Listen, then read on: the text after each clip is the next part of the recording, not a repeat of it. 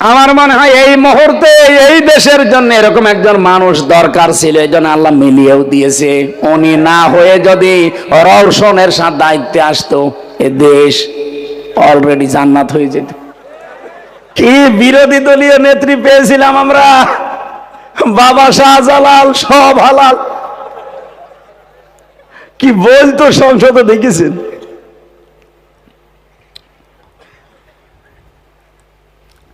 এই 54 বছরে আমাদের বিরুদ্ধে যত মিথ্যা কথা আমাদের প্রতিবেশী নামে কলঙ্ক এরা ছড়িয়েছে, তামাম পৃথিবীর 257টা রাষ্ট্রের প্রতিবেশীরা এত মিথ্যা কথা বলে না। ভয়েস অফ আমেরিকা, মাইক্রোসফট এরা রিপোর্ট দিচ্ছে তামাম পৃথিবীতে সবচাইতে বেশি মিথ্যা কথা বলে ইন্ডিয়া।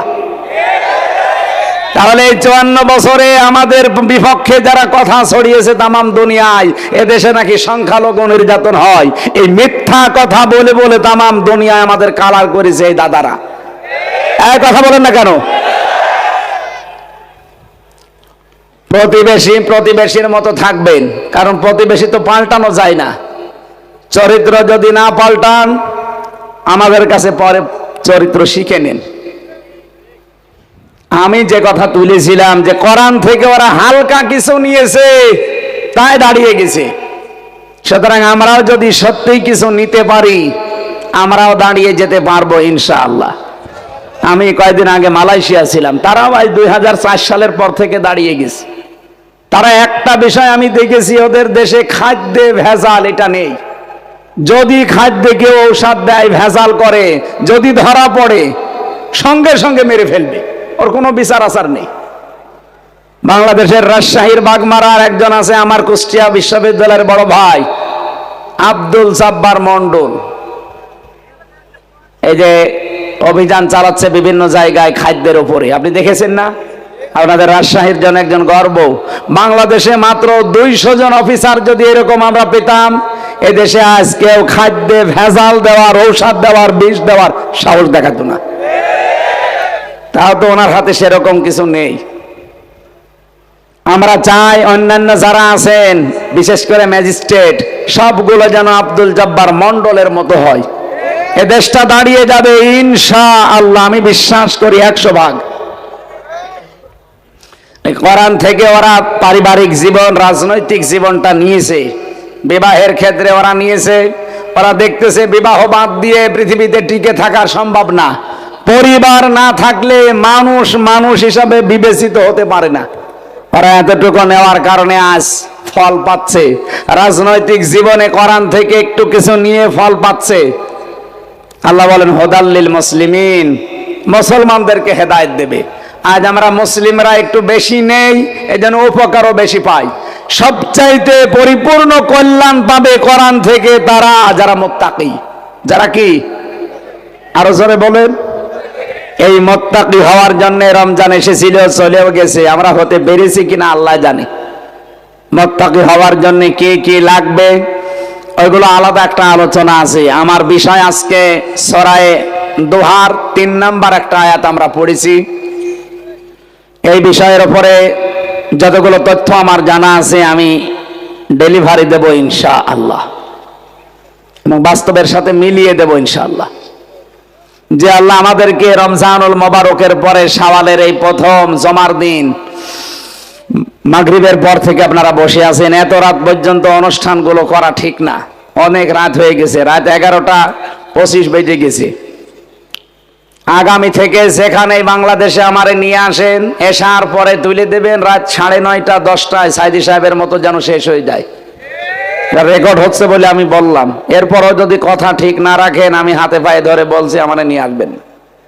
কারণ আমি কিছুদিন আগে 9-10 দিন হাসপাতালে ভর্তি হয়েছিলাম। ডাক্তার আমারে বলেছে যা টর্চার হয়েছে, আর আমি নিজেও তো জানি 3 বছরে আমার শরীরের 1 ইঞ্চি জায়গা নেই যেখানে জালেমরা টর্চার করে নাই।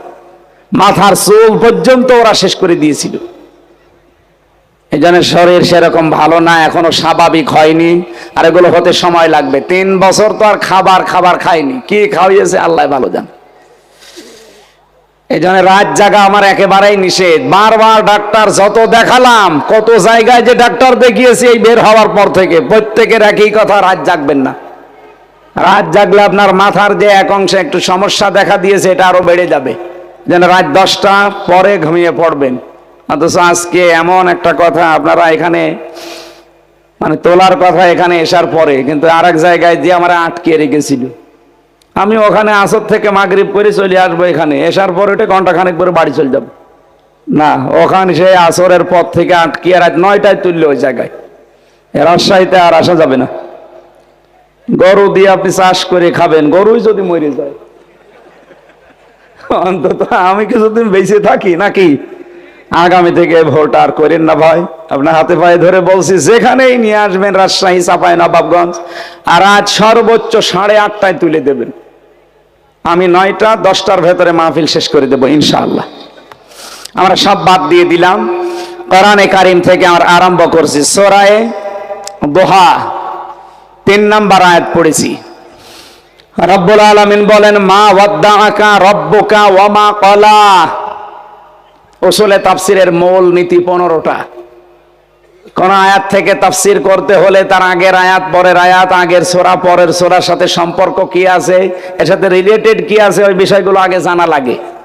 ওগুলো যদি না বলি, আপনি একেবারে আয়াত পড়লাম তাফসির করে দিলাম, আপনি বুঝবেন না, ঘুলিয়ে যাবে।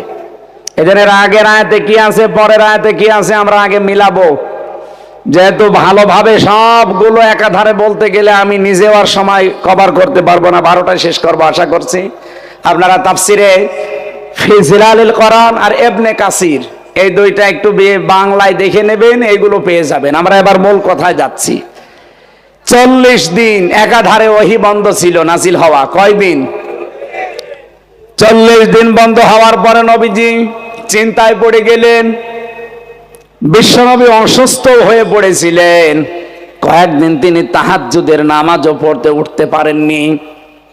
হযরত জুনদুব রাদিয়াল্লাহু তাআলা আনহু উনি বর্ণনা করেন, নবীজির আপন চাচী উম্মে জামিল, এই মহিলা বিশ্বনবীকে ডাক দিয়ে বলে, মুহাম্মদ, তোমার শয়তান তোমাকে ত্যাগ করেছে। বলেন নাউজুবিল্লাহ। বাইরের কোন মানুষ যদি কিছু বলে অন্তত মেনে নেওয়া যায়, হজম করা যায়। নিজের আপন জন যদি এরকম কোন কথা বলে, কিরকম দুঃখ লাগার কথা আপনি নিজের দিকে তাকিয়ে বলেন। বিশ্বনবী এত অসন্তুষ্ট হলেন কথাটা শোনার পরে, এত মনক্ষুণ্ণ হলেন, ভারাক্রান্ত হৃদয়। জিবরাইলকে আল্লাহ এবার পাঠিয়ে দিয়ে বললেন, মা ওয়াদ্দাআকা রাব্বুকা ওয়া মা ক্বালা। হে নবী, আপনাকে আমি আল্লাহ ছেড়ে দেয়নি, আপনার উপরে আমি আল্লাহ অসন্তুষ্ট না, আমি আপনাকে ত্যাগ করিনি। এ কথা বলার আগে আল্লাহ দুইটা কসম দিয়েছেন, অদ্দুহা ওয়াল লাইলি ইযা সাজা। মধ্যদিনের আলোর কসম, রাতের কসম যখন তা ছেয়ে যায়। হে নবী, আপনার উপরে যে বিষণ্ণতা চেপে বসেছে, এটা বেশি দিন থাকবে না।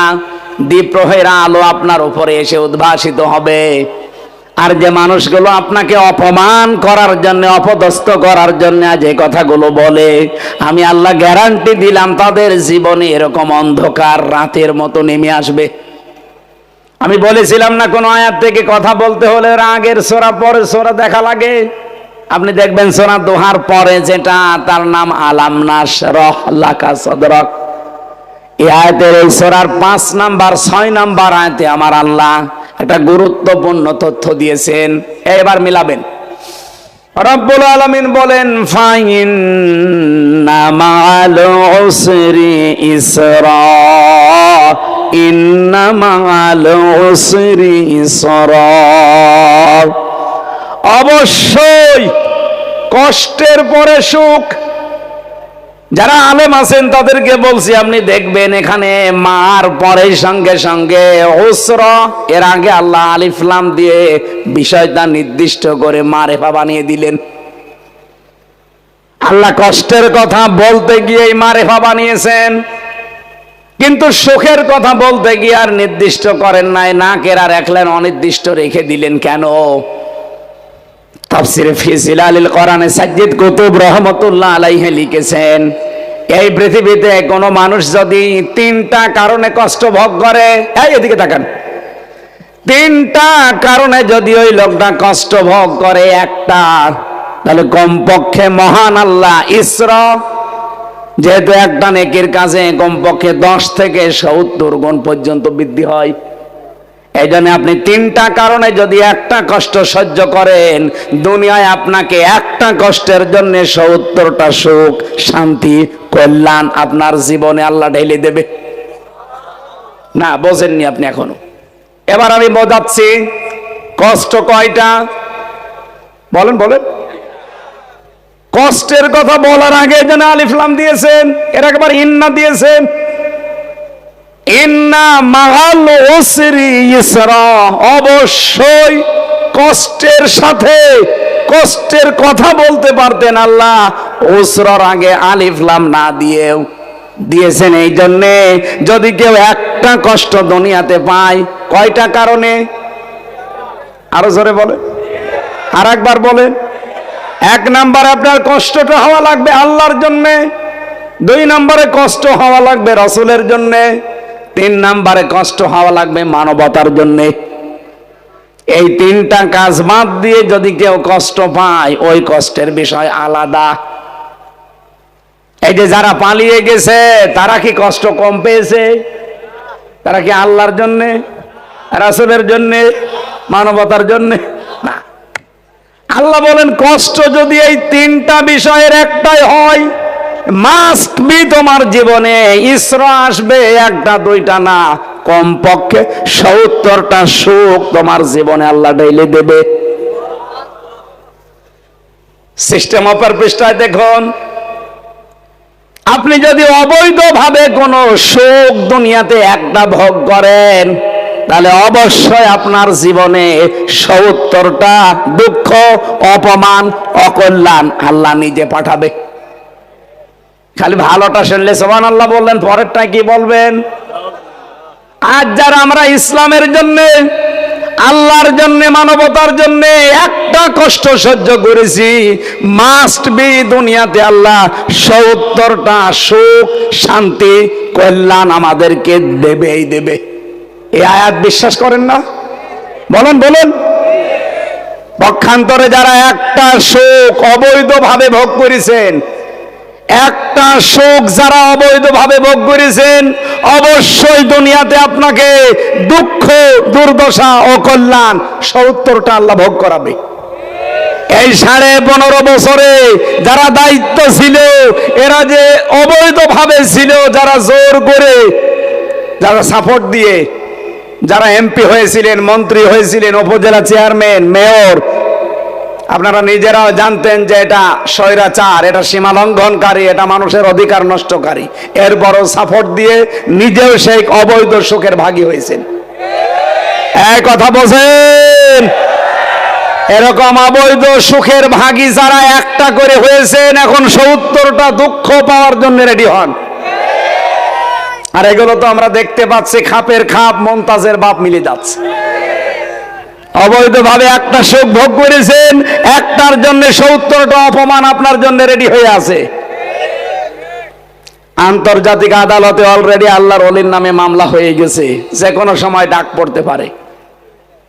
আর ডক্টর মোহাম্মদ ইউনূস আজকে দাদারে যা বলেছে যে হাসিনারে ফেরত দেওয়া লাগবে, এখন মানে বিস্ফোরা হয়ে দেখা দিয়েছে।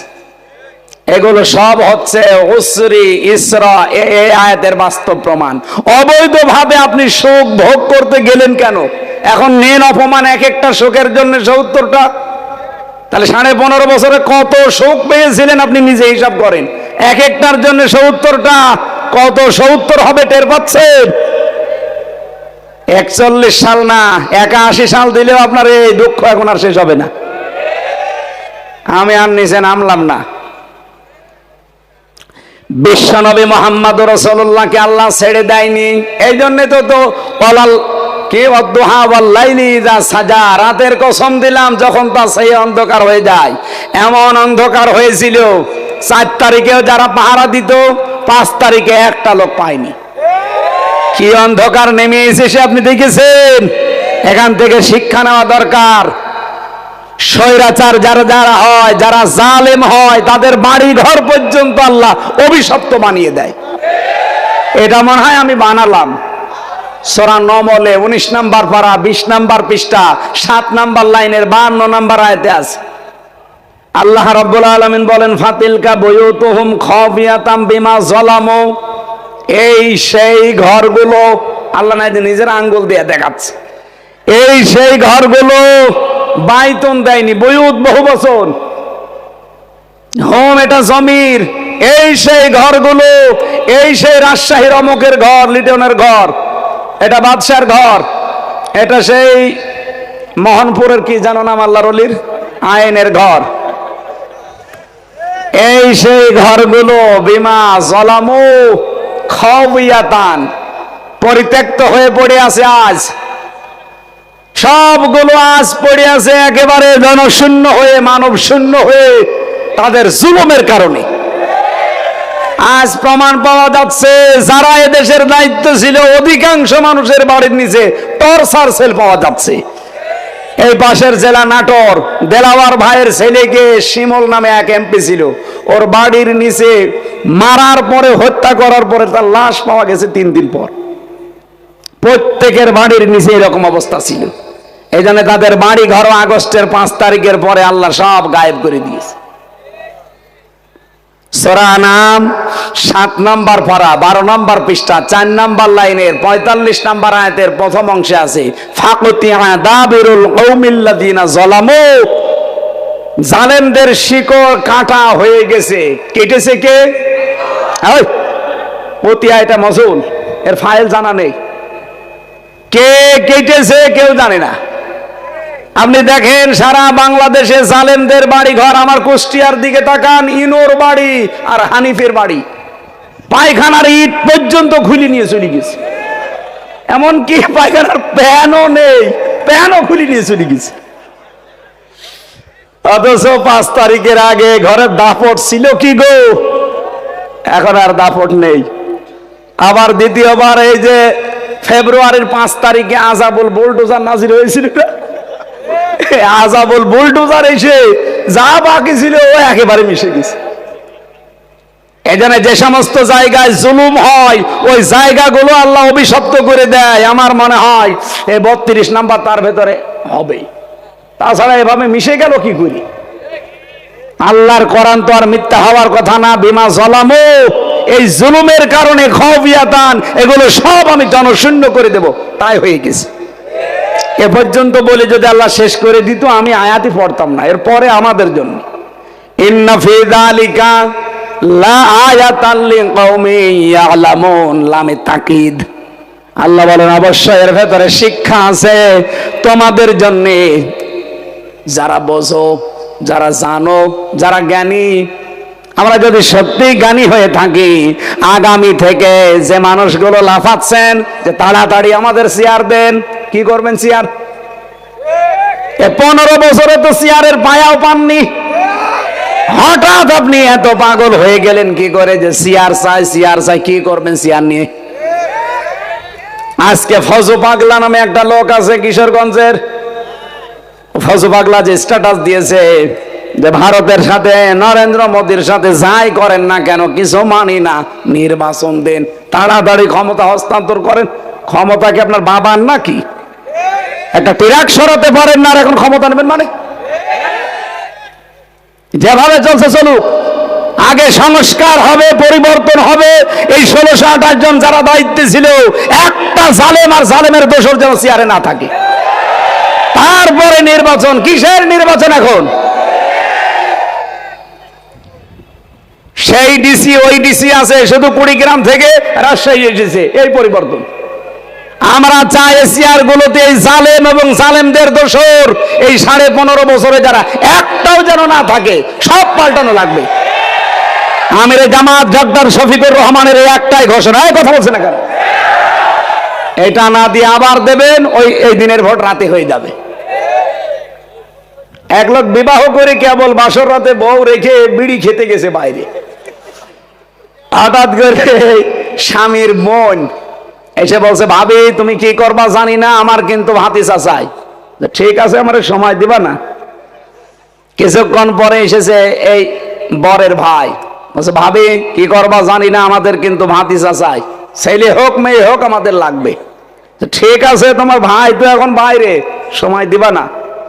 কিছুক্ষণ পরে দাদি শাশুড়ি এসে বলছে, নাতি বউ কি করবা জানি না, আমাদের কিন্তু পতি চাই। শাশুড়ি এসে বলছে, কি করবা জানি না, আমার কিন্তু নাতি চাই। কিছুক্ষণ পরে স্বামী এসেছে, বলছে, বউ আমি ঘুমালাম, কি করবা জানি না, আমার কিন্তু ছেলে চাই।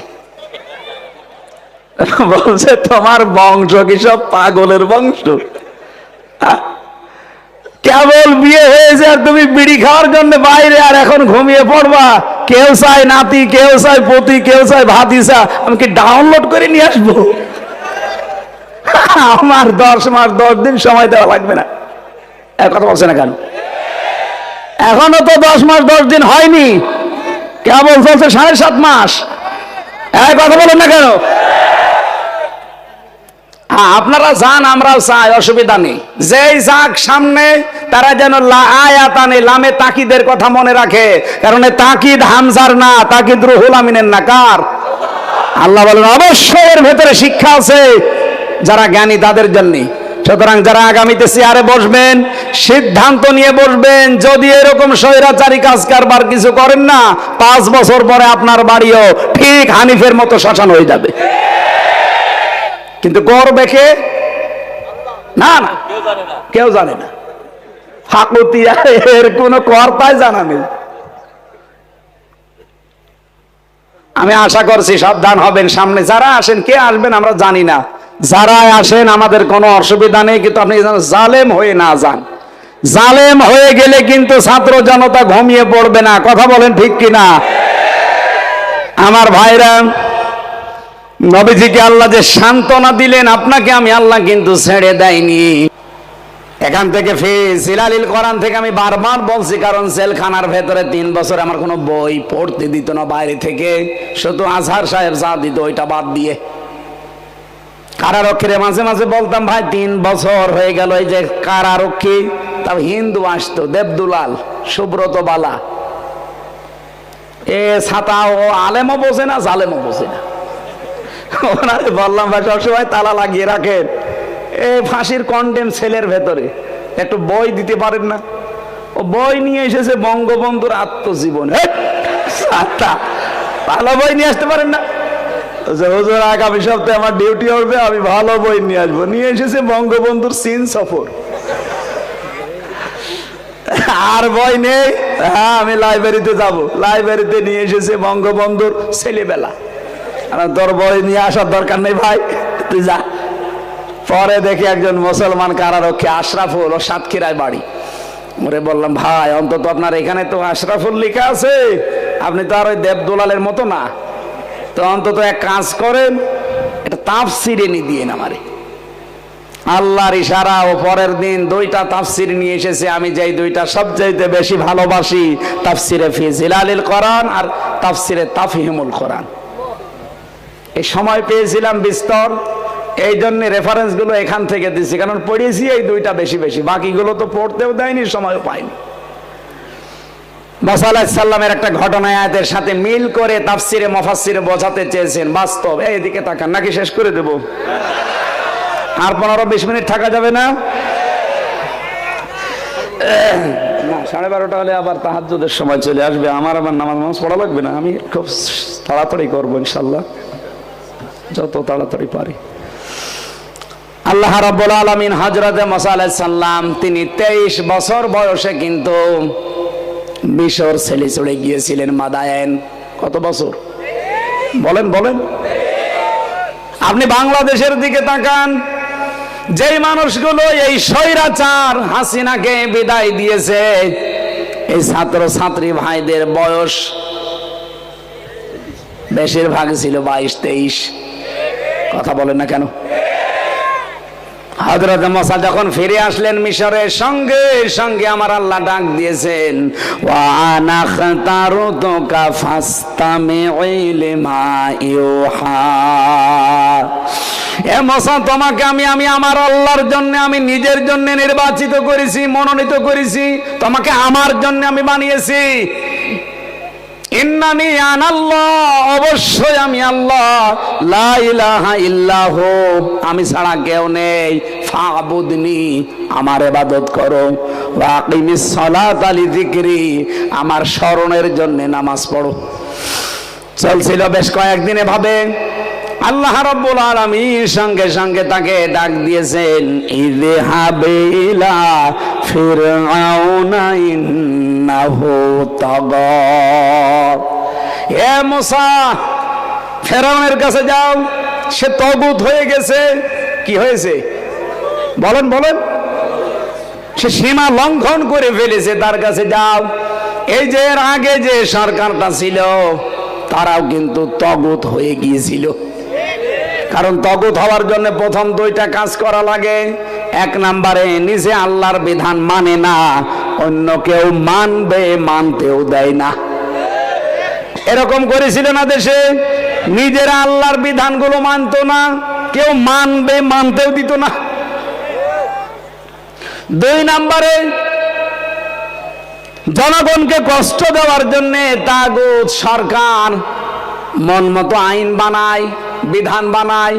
এ 15.5 বছরে এমন এমন আইন তৈরি করেছিল, বাংলার মুসলমানের কলিজা পর্যন্ত চোরমার হয়ে গিয়েছিল। আপনি যতগুলো ব্যবস্থা আছে, শিক্ষা বলেন, অর্থনীতি বলেন, বিচার ব্যবস্থা বলেন, প্রশাসন বলেন, যত ব্যবস্থা আছে সবগুলোতে তারা হাত দিয়ে দিয়ে আইন তৈরি করে করে ধ্বংস করে দিয়েছে সবগুলো। হযরতে মুসা আলাইহিস সালাম বললেন, রব্বুল আলামিন, তুমি আমাকে এমন এক জায়গায় পাঠাচ্ছ যে তাগুত, স্বৈরাচার, এর কাছে তো এমনি যাওয়া যাবে না। তোমার কাছে আমি প্রথম একটা জিনিস চাই, সেটার নাম হচ্ছে এলেম। নাম কি? তিনি বললেন, রব্বি জিদনি ইলমা, হে আল্লাহ, তুমি আমার জ্ঞান বৃদ্ধি করে দাও। তাহলে স্বৈরাচারের মোকাবেলায় হযরতে মুসা প্রথম কি চেয়েছিলেন? আরো জোরে। 2024-এ বাংলাদেশের দামাল ছেলে মেয়েরা স্বৈরাচারের মোকাবেলা করার জন্য কি চেয়েছে? বলেছিল না কোটা না মেধা? বলেন বলেন, মেধার নাম কি? তারা যখন জ্ঞান পেয়েছে, মেধার মূল্য চেয়েছে, তখন তাদের নামে এমন একটা শব্দ লাগিয়েছে, স্বৈরাচার, তার নাম দিয়েছে রাজাকার। এরা রাজাকার শব্দ পেয়ে স্লোগান আরম্ভ করেছে, তুমি কে, আমি কে। কে বলেছে? কে বলেছে? হযরতে মুসা বললেন, আল্লাহ, আমি জ্ঞান পেয়েছি, কিন্তু আমি আরেকটা জিনিস চাই, আমি এখন সাহস চাই, শক্তি চাই। রব্বি শরহ লি সাদরি ওয়ায়াসসির লি আমরি, ইলা আখিরি আয়া। হে আমার বক্ষকে প্রশস্ত করে দাও, আমাকে শক্তি, সাহস বৃদ্ধি করে দাও। আপনি 15.5 বছরে বিএনপির মতো এত বড় দল, জামাতের মতো এত বড় দল, আরো বড় বড় রাজনৈতিক দল, স্বৈরাচারের একটা চেয়ারের পায়া 1 ইঞ্চি নড়াতে পারে নাই, অথচ এরা খালি হাতে, এদের বুকের ভেতরে আল্লাহ এত সাহস দিয়েছিল, প্রশাসনের সামনে নিজের বুক পর্যন্ত দিয়ে তারা পাহাড়ের মতো দাঁড়িয়েছিল। 3 নম্বরে আমি কোরআন থেকে পেয়েছি, তিনি বললেন, হে আল্লাহ, শুধু আমি সাহস পেলে হবে না, আমি যে কথা ফেরাউনের কাছে বলবো, এ কথাকে সায় দেওয়ার জন্য আমার একটা সহযোগী লাগবে। তুমি আমাকে এমন একটা বক্তা দাও, যে বক্তার কথা হবে প্রাঞ্জল, স্পষ্ট ভাষী, কারণ আমার তো জিহ্বা ছোট। হারুনা ওয়াখি হারুনা হুয়া আফসাহু মিন্নি লিসানান ফারসিলহু মাইয়া রিদআইয়ুসাদ্দিকুনি। সূরা কসসের ভেতরে আছে, তিনি বললেন, আমার ভাই হারুনকে আমার সাথে সঙ্গী, সাথী, সহযোগী বানিয়ে দাও। আমি স্বৈরাচারের সামনে যে আমার ভাইকে দিয়ে কিছু কথা বলাতে চাই, কারণ তার কথাগুলো বোঝা যায়, স্পষ্ট, প্রাঞ্জল ভাষী। তার মানে বোঝা যাচ্ছে এই দেশে যারা একামতে দিনের দায়িত্ব পালন করছেন, আপনাদেরকে এই জাতির সামনে উপস্থাপন করতে হলে আপনারা যদি কথা বলার মতো ওই জায়গায় না থাকেন, এমন এমন বক্তা আপনাদের পেছনে থাকা লাগবে যে বক্তাদের কথা স্পষ্ট প্রাঞ্জল ভাষী। তার ভেতরে রুহুল আমিন একজন।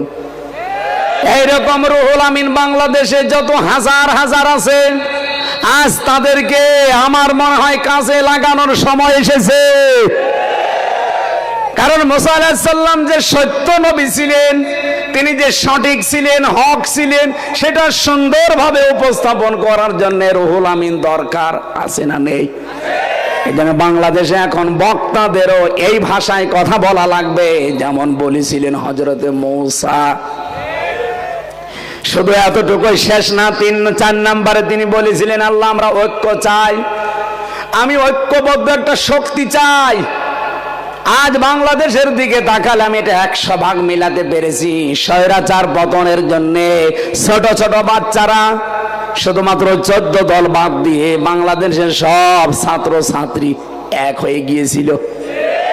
কিসের ছাত্র দল, কিসের ছাত্র শিবির, কিসের ছাত্র মৈত্রী, কিসের ছাত্র ইউনিয়ন, 1 থেকে শুরু করে মাস্টার্স পর্যন্ত যারা আছে সব হয়ে গিয়েছিল এক। কথা বলে না কেন? এখানে আজ সময় এসেছে, বাংলাদেশকে পৃথিবীতে যদি দাঁড় করাতে চান, স্বৈরাচার মুক্ত যদি এই পৃথিবীতে বাংলাদেশ উপহার দিতে চান, আগামীতে কোন স্বৈরাচার যেন মাথা চাড়া দিয়ে উঠতে না পারে, এটা যদি দেখতে চান, দলাদলি পালাপালি লাফালাফি সব বাদ, সব এখন এক হওয়া লাগবে।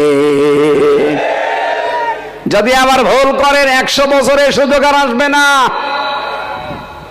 শেষে বালির টিরাকে নড়াতে আর পারবেন না কিয়ামতের আগে। 5 নম্বরে আমি পেয়েছিলাম হযরতে মূসা ডাক দিয়েছে, আল্লাহ আমি শুধু ঐক্য চাই না, আমি সরঞ্জাম চাই, আমার কিছু সরঞ্জাম দাও, আমি এই স্বৈরাচারের সামনে যাব। আল্লাহ পাক বলেন, যাও তোমাকে আমি লাঠি দিলাম। ওমা তিলকা বিয়ামিনিকা ইয়া মূসা, আমার হাতে কি? বলে লাঠি। বলে এটা লাঠি, শুধু লাঠি না, ছেড়ে দাও। তিনি লাঠি ছেড়ে দিয়ে কি হয়েছিল? এখানে লাঠির ভেতরে আমার আল্লাহ এমন শক্তি পাওয়ার ক্ষমতা দিয়েছেন, স্বৈরাচারের যত শক্তি ক্ষমতা আছে সবগুলো ধ্বংস করার শক্তি ওই লাঠির ভেতরে ছিল। বাংলাদেশের 18 কোটি মানুষ আমাদের উচিত হবে এমন এমন লাঠি 18 কোটি মানুষের 36 কোটি হাঁটে থাকা লাগবে। যদি কোনো স্বৈরাচার মাথা ছাড়া দিয়ে উঠতে চায়, মূসা নবীর মতো লাঠি ব্যবহার করা লাগবে। এটা আমাদের পূর্বপুরুষ যারা তারা দেখিয়ে গেল। এই যে আবু সাইদ হাতের ভেতরে কি ছিল? এই কথা বলছে না কেন? আপনি দেখেননি? তামাম দুনিয়া এটা দেখেছে, যখন গুলি লাগতেছে তারপরও লাঠি ছাড়ে নাই। এ লাঠি বলতে শুধু হাজে আবু সাইদের বাঁশের লাঠি না, এমন এমন লাঠি তৈরি করা লাগবে। বাংলাদেশে যে অ্যাটম বম নেই,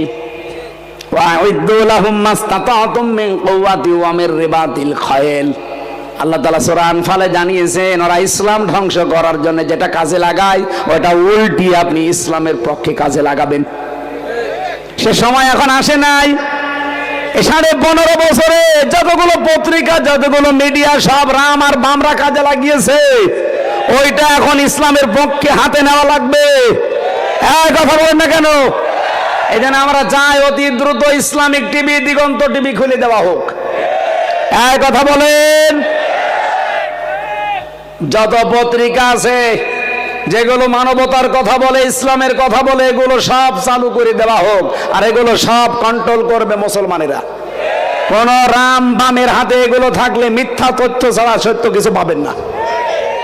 আমারে যেই দিন ধরে নিয়ে গেল, বাড়ির থেকে নিয়ে গেল আমারে কুষ্টিয়ার হালসা থেকে, পরের দিন সকালবেলা পত্রিকায় বাংলাদেশ প্রতিদিন আমারে রিমান্ডে নিয়ে যখন ওই মাটির নিচে নিয়ে গেল, আমারে বলছে হুজুর পত্রিকা পড়েন। পত্রিকা পড়েই দেখি ওখানে হেডলাইন করেছে, মুফতি আমির হামজাকে আমরা কুষ্টিয়ার চড়হাঁস থেকে গ্রেফতার করেছি। এটা মিথ্যা কথা। নিয়ে গেল বাড়ির 2 তলার ছাদের উপর থেকে আর লিখলো কুষ্টিয়ার চোরহাঁস থেকে ধরেছি। ওই দিন থেকে যে মিথ্যা আরম্ভ হয়েছে, এজন্য পত্রিকা, মিডিয়া, প্রচার মাধ্যম যা আছে ওরা ইসলামের বিপক্ষে, মানবতার বিপক্ষে কাজে লাগিয়েছে। ওইটা এখন বক্ষেলা কাজে লাগানো ইসলামের। নবীজির বাড়ি ঘর ছিল খেড়ের, নবীজির বাড়ি ঘরের উপরে চারিদিকে ছিল খেজুর পাতার পাটি, কিন্তু তার বাড়ির সামনে 9টা ঘোড়া বাঁধা থাকতো। কয়টা? তার বর্ম ছিল, জুলফিকার ছিল, মাথার হেলমেট ছিল। পাকিস্তানে অ্যাটম বোম আছে, ভারতে আছে, বাংলাদেশে থাকবে না মানে? এই 54 বছরে যদি আমরা সত্যি লাঠির মতো লাঠি বানাতে পারতাম, দাদা আজকে যেমন হাত জোড় করছে, 54 বছর আগে আমাদের সামনে হাত জোড় করতো।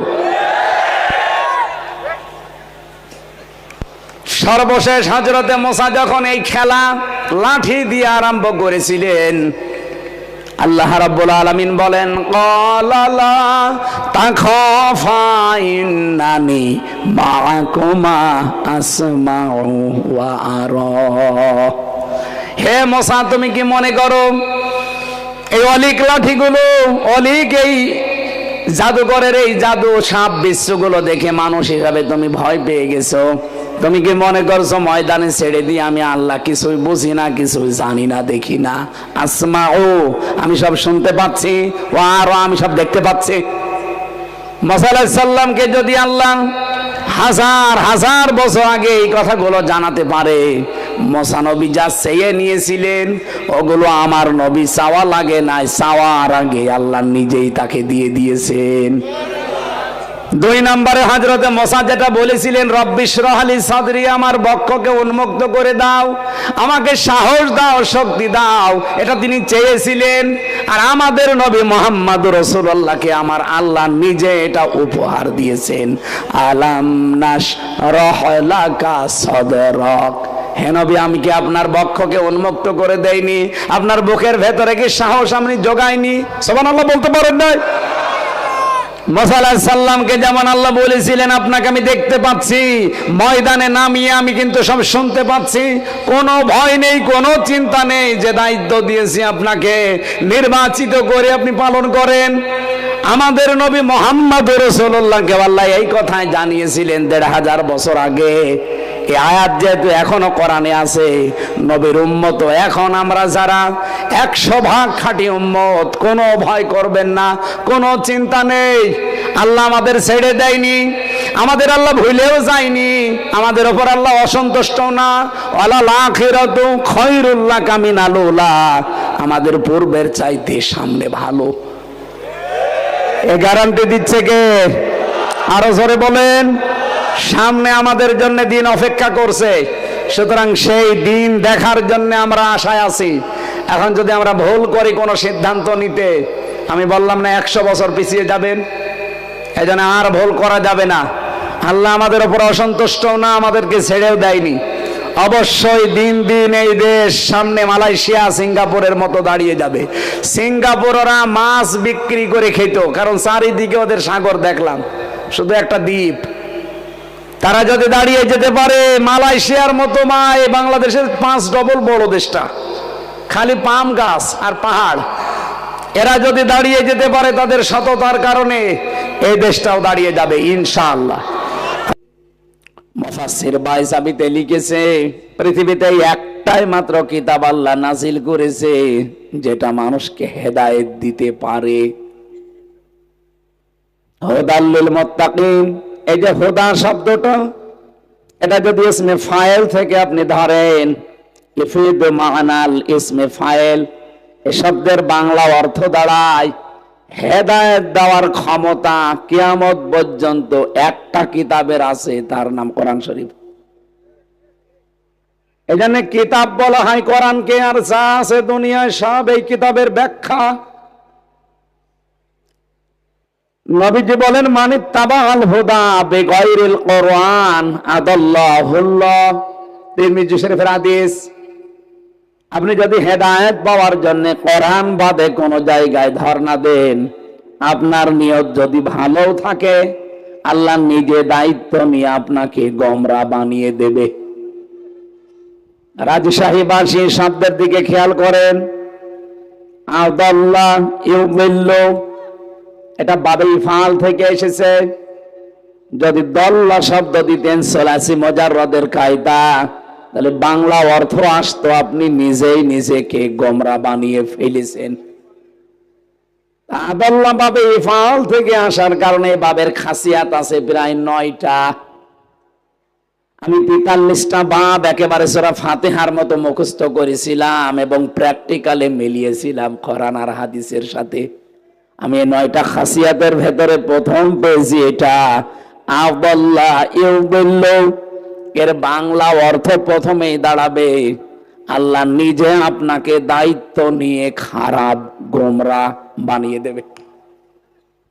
এবার আমার প্রশ্ন, পৃথিবীতে হেদায়েত দেওয়ার একচ্ছত্র মালিকানা হামজার। আপনি কি ঘুমাচ্ছেন? কার নাম বললাম? আমার হাতে ক্ষমতা আছে, আপনি কিছু জবাব দিচ্ছেন না। হেদায়েত দেওয়ার একচ্ছত্র মালিকানা কার? আরো জোরে বলেন। উনি যদি বলেন যে আমি নিজে ধরে গোমরা বানিয়ে দেব, কোন বাবা আছে আপনার হেদায়েত দিতে পারে? সুতরাং আজকের এই ময়দানে যারা এসেছেন, এটা রেকর্ড হচ্ছে, সারা পৃথিবীতে বাংলা ভাষাভাষী মানুষ শুনবে। সবাইকে উদ্দেশ্য করে বলছি, সিদ্ধান্ত নেওয়া লাগবে কঠিন ভাবে। বাংলাদেশে যেই পীরের দরবারে কোরআন নেই, কোরআনের কর্মসূচি নেই, ওই দরবার যদি আমার বাবাও কায়েম করে, আমি ওই দরবারে নেই। ওখানে যদি আমি ভালো হওয়ার নিয়তেও থাকি, আমাকে খারাপ বানাবে কে? এটা যে হয় বাংলাদেশের প্রমাণ পেয়েছেন কুষ্টিয়ার লালনের মাজার। মানুষ কিন্তু ভালো হওয়ার নিয়তে যায়, কিন্তু কোরআন সেখানে নেই, কোরআনের কর্মসূচি চলে না। এই জন্য হাজারো মানুষের রাজশাহী, চাঁপাইনবাবগঞ্জ, নওগাঁ থেকে যায়, বউ ছেলে মেয়ে সব নিয়ে যায়। তো ভালো হওয়ার পরিবর্তে আরো খারাপ হয়। আগে গাঁজা খেত না, এখন গাঁজা খায়। আগে বিড়ি সিগারেট বুঝতো না, এখন বিড়ি খায়। ওকে ভালো হয়েছে না খারাপ হয়েছে? ওকে খারাপ বানিয়েছে কে? কেন? কোরআন যেখানে নেই, তুই গেলি কেন? এক কথা বলছে না কেন? আর একটু সামনে যাই, আমি বললাম জবাব দেওয়া লাগবে। 48,000-এর উপরে বাংলাদেশে এখন সরকারি জরিপে দরবার আছে। হাতে গোনা কয়েকটা বাদ দিয়ে অধিকাংশ জায়গায় আপনি কোরআনের কোন নিয়ম পাবেন না। ওর বাবারা যে নিয়ম বানিয়েছে ওইটা চলে। এখানে অধিকাংশ জায়গায় দেখি মানুষ ভালো হওয়ার নিয়তে যায়, কিন্তু খারাপ হয়ে যায়। আল্লাহ নিজে তাদেরকে খারাপ করে দিয়েছে সেখানে কোরআন না থাকার কারণে। যদিও তার নিয়ত ভালো ছিল, কিন্তু কোরআন নেই, আপনি গেলেন কেন? বাংলাদেশে যে রাজনৈতিক দলের কর্মসূচিতে কোরআন নেই, ওই দল যদি আমার বাবাও প্রতিষ্ঠাতা, তারপরও আমি ওই দলে নেই। এটা মানতে পারবেন? কারণ হাত তোলেন তো। আন্দাজে হাত তুলবেন না ভাই।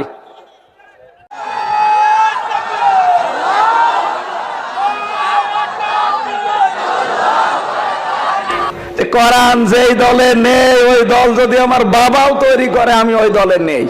তাহলে এই দেশে কোরআন আছে যেই দলে, হেদায়েত পাওয়ার জন্য যাওয়া লাগবে সেই দলে। আপনি এবার মিলান তো 9টা কর্মসূচি মেনে এই দেশে সর্বপ্রথম যে 9 দফা, তার প্রথম দফায় আপনি কোরআন পড়েছেন কয় আয়াত, বুঝে পড়েছেন না বুঝে পড়েছেন, এটা লেখা লাগবে। 1 মাস পরে এটা আবার দেখানো লাগবে যে এই দেখেন। এরকম দল বাংলাদেশে নেই। এরপরেও যদি বলে হুজুর আমি বুঝি না, এদিকে আসে, কানের নিচে এমন জোরে 2টা দেব, সব বুঝে ফেলবেন। আশা করছি আপনি বুঝেছেন। 49টা এখন নিবন্ধিত দল, কিন্তু যেই দলটা নিবন্ধিত ছিল অবৈধভাবে তারা নিবন্ধন বন্ধ করে দিয়েছে। আমরা চাই এই দলেরও নিবন্ধন ফিরিয়ে দেওয়া হোক। কথা বললেন না?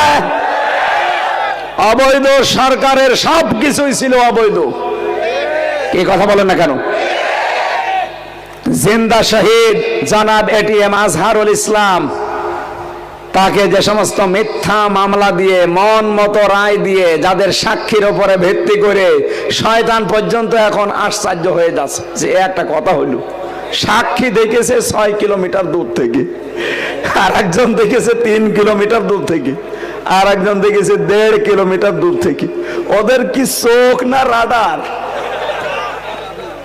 কিভাবে দেখলো 6 কিলোমিটার দূর থেকে যে উনি ধর্ষণ করেছে, উনি বাড়ি ঘরে আগুন লাগিয়েছে?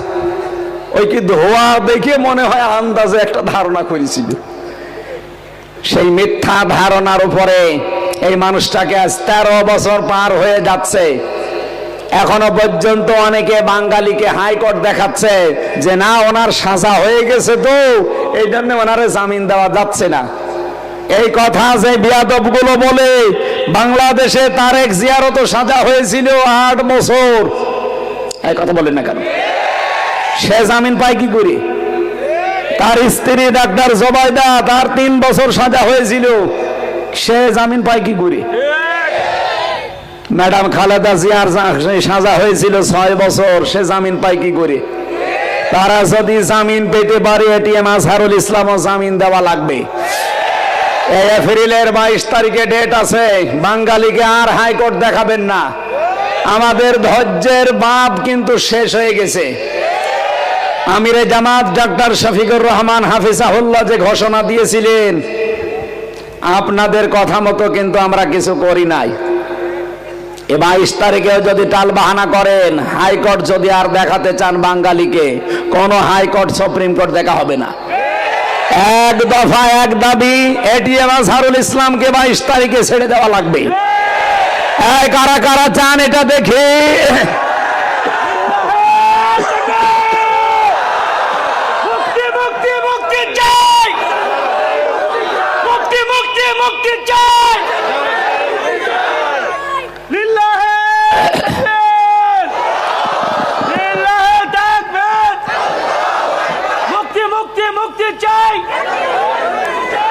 ঠিক আছে ভাই, রাজনৈতিক গন্ধ খুঁজবেন না। অনেকে এই কথা বলছে কয়েকদিন যে ওনার সাজা হয়ে গেছে, তাহলে বাকিগুলোরও তো সাজা হয়েছিল।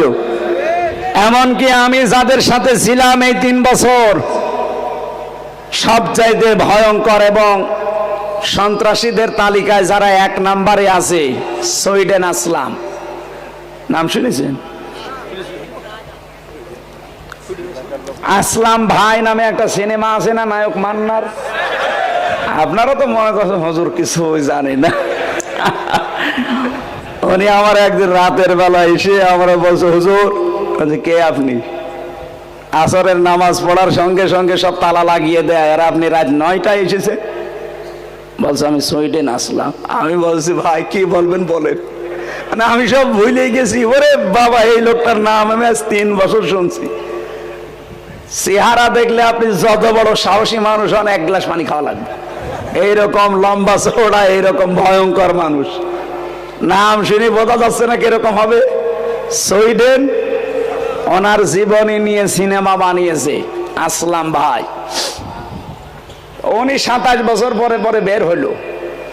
উনি যদি বের হতে পারে, ডেঞ্জার রাসু যদি বের হতে পারে, ভয়ঙ্কর তাজ যদি বের হতে পারে, আরেকজন ভেতরে আছে মুকিম গাজী, 260 বছর জেল। মনে হয় কিয়ামতের পরে বের হবে। আমি ওনারে একদিন বললাম, ভাই আপনি কয় বছর জেল? 260।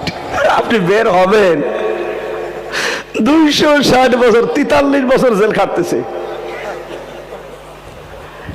ওনাকেও মনে হয় ছেড়ে দেবে।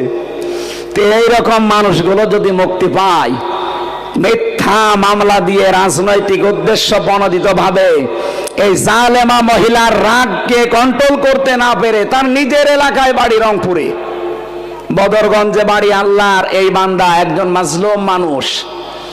বিপ্লবের দ্বারা যেহেতু এ সরকার গঠিত হয়েছে, বিপ্লবের একটা সৈনিক জেলখানায় থাকবে, এটা মেনে নেওয়া যায়?